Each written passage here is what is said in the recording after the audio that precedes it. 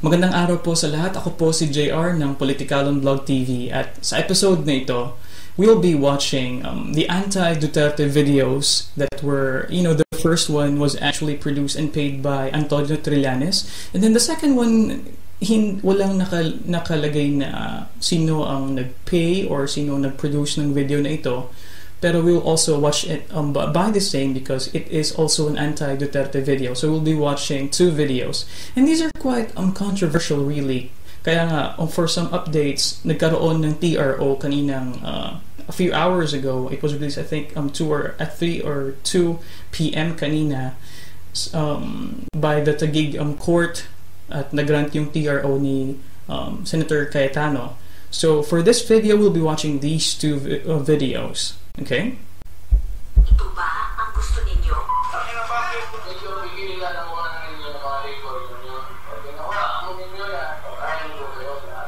Pinayok, patuloy ko ang lahat. Patay kayo lang sa akin. Umuwi ka na. Umuwi ka na.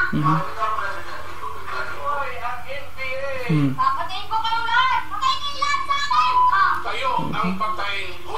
Pinayok, kayo ang papatayin ko. Ito ba ang ipapamana natin sa kanila? Malaman. Okay. Alright, that was quite interesting. Let's have the second one. Ito ba ang gusto nyo? Kayo ang patayin. Uy, nakayalo yung bata. Mali po ang pumatay. Tama po ba murahin ng Santo Papa?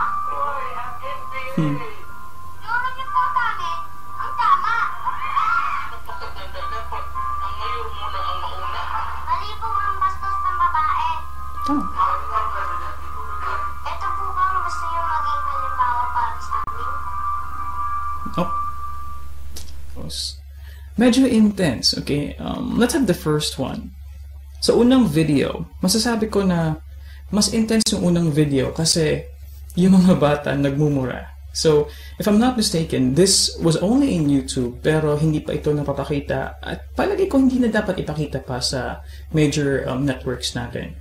Although, sa second video, interestingly, yung pinakaunang bata na nagsalita sa video is actually wearing yellow. So, medyo meron tayong idea kung posible. It's like giving a subtle hint kung anong grupo ang nag-fund. Although, it's quite obvious though, it was written sa baba na meron naman nakasulat na it was paid and produced by Antonio Trillanes IV. So, okay.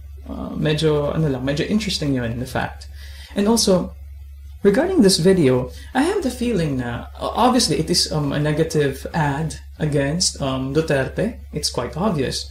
Pero, concern ko lang naman dito is, yung paggamit sa mga bata, pwede naman silang gamitin, like, it was used in the previous elections nung dati, sa elections ni yung presidential pa, si Manny Villar, di ba, meron siyang kanta, very catchy, may mga bata, pero not in this light, kasi it's a negative campaign, and unfortunately, kumbaga, SPG yung rating ng ganitong uri ng advertisement, kasi may mga pagmumura, sexual, so dapat na isali ang mga bata sa mga ganitong bagay. Kasi yung innocence ng bata, hindi para sa welfare ng bata na you will agree for your child to be involved in this kind of thing. Which is, I think, katakataka na nagkaroon, I'm assuming na meron din parental consent, of course, but hindi dapat na ginagamit yung mga bata sa mga negative campaign na ito. And this is actually reminiscent of yung ACS na commercial, yung public service announcement, quote-unquote. Medyo parang pareho sila dahil ginagamit yung mga bata sa campaign, sa pagtira sa iba't ibang mga kandidato.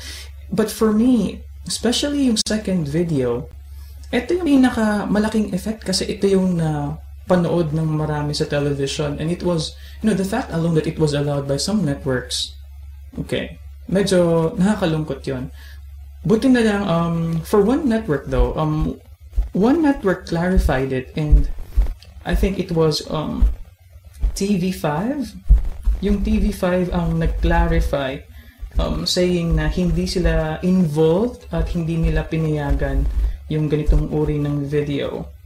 Okay, and they said, ang TV5, this is the official TV5 official statement, Duterte Political Ad. TV5 network would like to correct speculations that it was among the broadcast stations that aired the negative political advertisement against Mayor Duterte. The particular political advertisement was not aired by TV5 because there were certain requirements that were not complied with. The decision not to air is brought about due to this reason. TV5 does not in any way discriminate against or favor any political candidate or party. So this is quite interesting kasi for one large network to do this is very noble of TV5 to do.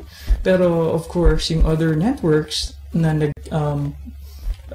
pumayag na ipakita ito, medyo dapat nating tanungin kasi what is interesting is nagkaroon pa nga ng turuan.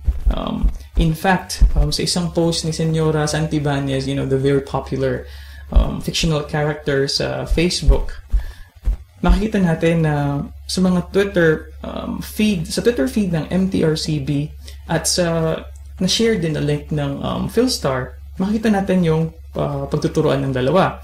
It says here, sa tweet ng MTRCB informs the general public that it is the COMELEC which has sole jurisdiction to regulate political TV ads. Under, the Fair Elections Act, yung RA 9006. Pero, on a separate na naman na post na naman ito, nag-release ng statement na naman yung COMELEC. Sabi nila, we don't regulate political ads. Accordingly, sabi ni Jimenez, added, according to sa Philstar, Jimenez added that the COMELEC does not have jurisdiction over the content of political ads, particularly the actors portraying the scenes. He added that the ad should not even be surprising. Okay. So, hindi natin malaman kung sino talaga ang may karapatan na dapat na mag-regulate ng mga ganitong uri ng ads. Well, on a personal note, I think na yung video is para siyang 30 seconds, especially yung second video, it's the parang highlights ng lahat ng pagkakamali, lahat ng controversy na na-involve si Mayor Duterte, which is hindi naman lingid sa kaalaman ng lahat. I really think na tama naman, totoo naman yung mga sinasabi doon. The only ethical issue, pwede silang makaget away with legal issue if they would really think about it. Kasi kung hindi rin pwedeng masabing child abuse yun, na paglabag yun sa 7610 if merong parental consent, and it was in the regular working hours na allotted para sa mga bata, it will not be a violation. Pero yung ethical na side nito, yun nga na hindi dapat na sinasali yung mga bata sa ganitong uri ng advertisements. Hindi dapat, kumbaga, ginagrabing opportunity because they are still innocent. Yung innocence nila ginagawang parang kinakapitalize ng mga PR team ng mga grupo na ito. So I don't really agree with that one. And dahil nga ang mga bata ay dapat na protektado, kung kaya't yung TRO na nag-grant ng Taguig Court, agree ako doon kasi yun nga yung welfare nga ng bata ang naapektuhan. In fact, I will read some parts of the court's ruling tungkol dito. Ito yung nga yung na-pen kanina.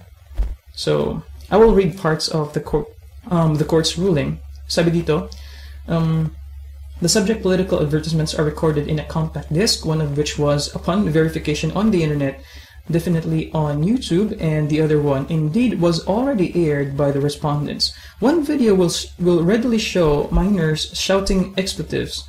However, there is no showing that the same was uploaded by the respondents. However, the other one, that one aired on respondents' TV station, sa ABS-CBN, where the remarks, this political advertisement is paid for and by Antonio Trillanes IV, shows minors used in black propaganda. Thus, it must suppress at once, as repeated broadcasting of the same will be irreparably inimical to the children's welfare and interest. Section 2, Article 8, 2007 Broadcast Code mandates that no program or sponsor shall be allowed to manifestly favor or oppose any candidate or political party. These advertisements do manifestly oppose a candidate, and thus the court cannot allow minor children to be used in such black propaganda. Furthermore, there is truth to the claim that petitioners' right to reply will be denied, considering that the election day is so close now. So that's quite interesting, and we must also, appreciate this ruling by the court in Taguig, kasi nakita nila na gawa nila ng action agad yung ganitong uri ng exploitation sa mga bata. So they used as a basis yung broadcast code natin, which is of course very logical. So kayo po, mga kababayan, ano po yung opinion ninyo tungkol sa issue na ito? This election's really very, very interesting, and ito yata ang isa sa mga pinakamainit na eleksyon na meron tayo dahil iba't iba na ang ginagawa. In fact, sa updates ng just a few hours ago, malalaman natin, mababasa natin sa internet, sa mga articles, mga newspapers ngayon, na nagkaroon ng statement si PNoy, Pangulong Noynoy Aquino, at actually he calls on an alliance of different presidential candidates na labanan si Duterte kasi nga dahil sa leading na si Duterte sa service.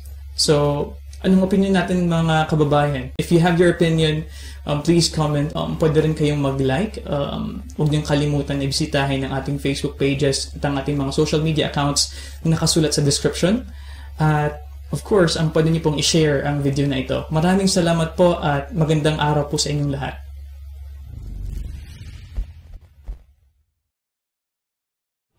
This episode is brought to you by eLinker, an online e-commerce store. Visit the PoliTikalon store by registering first at eLinker. Type QPM401 in the referral code for more surprises.